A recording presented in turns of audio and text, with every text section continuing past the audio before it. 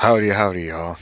It is another Maharaj episode, chapter, chapter 54. Body and mind are symptoms of ignorance. So, I gotta say, this one felt, this one was definitely just much more of a debate.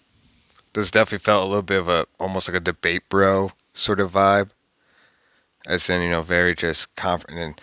The questioner, first time kind of looking through this, it seemed, at first the questioner was just being curious, but now that I kind of re-looked through all this, kind of glancing through it again, this first part, I could tell even from the beginning, it does kind of seem like the questioner is being, they're asking questions in a way that seems like it's almost they're trying to set up for gotchas or set up for these yeah, like just try to set up Maharaj to stumble and be like, oh, ha ha, see, your wisdom's wrong, blah blah blah.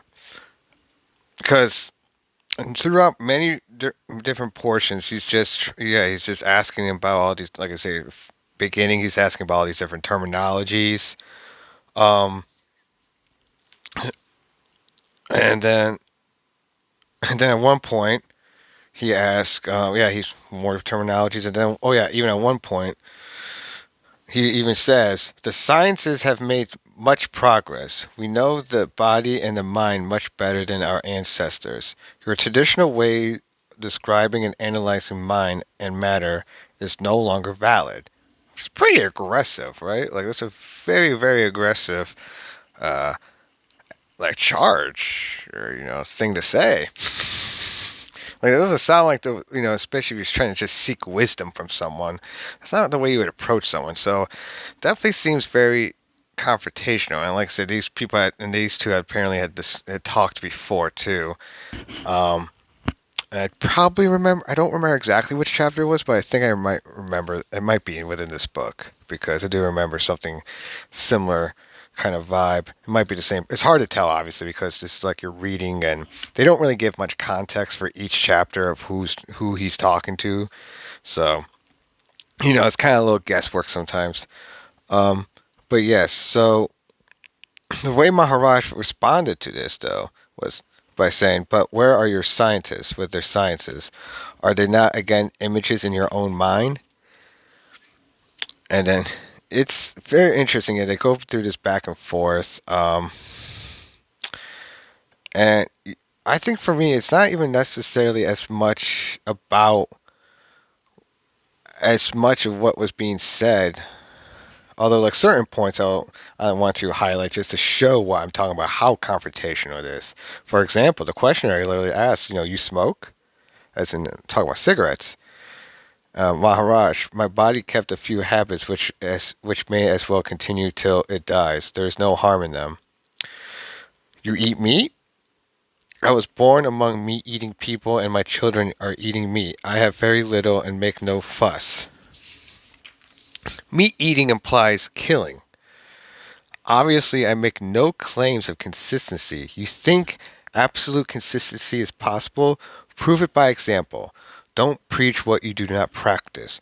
Coming back to the idea of having been born, you are stuck with what your parents told you all about conception, pregnancy and birth, infant, child, youngster, teenager, and so on. Now, divest yourself of the idea that you are the body. It is also an idea, no doubt. Treat it like something to be abandoned when its work is done. The idea that I am not the body gives reality to the body, when in fact there is no such thing as body. It is but a state of mind. You can have as many bodies and as diverse as you like. Just remember steadily what you want and reject the incompatibilities. And so, like I say, I love how even when the the questioner is trying to be very, it's like being very personal, being aggressively so, and trying to be like show fault in Maharaj. Maharaj still is just giving wisdom. And he says, yes, yes, yes, I have these things. And, practice, what you preach, which I thought was a good comeback. And he'll make those comebacks, but then he always brings it back to teaching and trying to get the person to be like, get out of your delusion, get out of your head, get out your ego. You are the universe, you are everything, you are nothing. And I just for this chapter, like I said, it's ooh, and I do want to highlight another point you did say though, because especially by the end, he very much by the time he disarmed this guy a bit, and so he was really then able to just go into much more teaching mode, and you can kind of tell because he starts whipping out the metaphors, and you can always I feel like that's how you can tell. For example, the questioner asks, "What am I to do? I do not see myself as you see me. Maybe you are right and I am wrong, but how can I cease to be what I feel I am?" Maharaj, a prince who believes himself to be a beggar can be convinced conclusively in one way only. He must behave as a prince and see what happens. Behave as if what I say is true and judge by what actually happens. All I ask is the little faith needed for making the first step. With experience will come confidence, and you will not need me anymore. I know what you are, and I am telling you, trust me for a while. I like I said, that's what I found beautiful. It's like, and they kind of do a bit more back and forth.